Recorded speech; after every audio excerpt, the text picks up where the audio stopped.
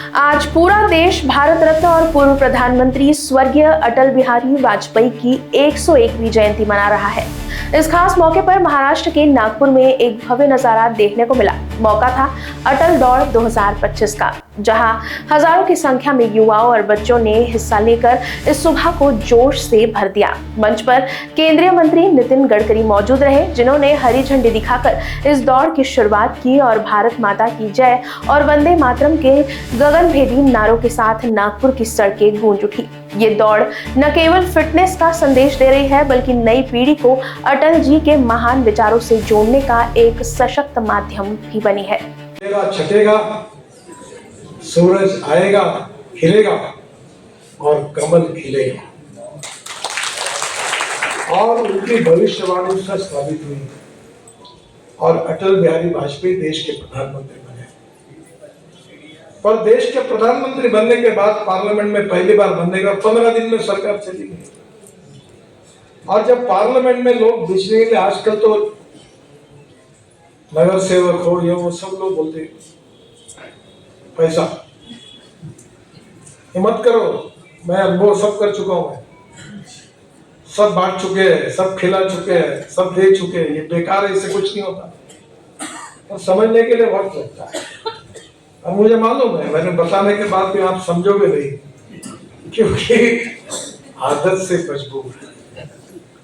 ये कोई साथ में नहीं देता। रतन टाटा का भाई था नोएल टाटा नहीं, नाम भूल रहा हूँ उनको, जॉर्ज फर्नांडिस साहब के खिलाफ खड़े थे।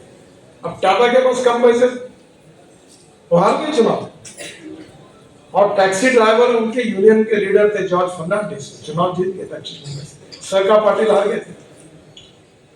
तो आने वाले समय में अटल बिहारी वाजपेयी जी की एक बात मुझे याद है, मैं मुंबई में विपक्ष का नेता था, तब अटल जी के साथ में जा रहा था, तो विधानमंडल में बहुत गड़बड़ हुई, बहुत दंगे हुए, गड़बड़ हुई, मारपीट हुई। तो अटल जी ने मुझे कहा कि क्या अपना विरोध जताने के लिए, क्या अच्छी भाषा में विरोध जताया नहीं जा सकता? क्या शब्द इतने प्रभावी नहीं हो सकते कि हम उस धार से हमारे विरोधकों को घायल कर सकते हैं, हमारी बात जनता तक पहुंचा सकते हैं? ये सब करने की आवश्यकता क्यों है? हम राजनीति में ये सब क्यों कर रहे हैं? एक आदर्श राजनीति का स्वरूप उनके मन की जीवन निष्ठा थी। उन्होंने कभी, मैं मानता हूं, politics is a game of compromises, compulsions, limitations and contradictions. राजनीति एक खेल ही ऐसा है। और सुरेश भट्ट का एक गीत था, रंगात रंगुनी रंग माझा वेगळा। ये रंग में रंगने के बाद भी हमारा ओरिजिनल जेनेटिक अलग है। ये पार्टी विद अ डिफरेंस हमारे बारे में कहा गया है।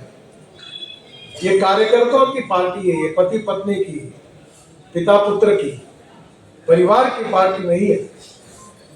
ये पार्टी इस देश के विकास के लिए, मातृभूमि के सर्वोपरि विकास के लिए समर्पित भाव से काम करने वाले इस राष्ट्र भूमि के सपूतों की पार्टी है। लोकवाणी न्यूज के लिए अविनाश तोतड़े की रिपोर्ट।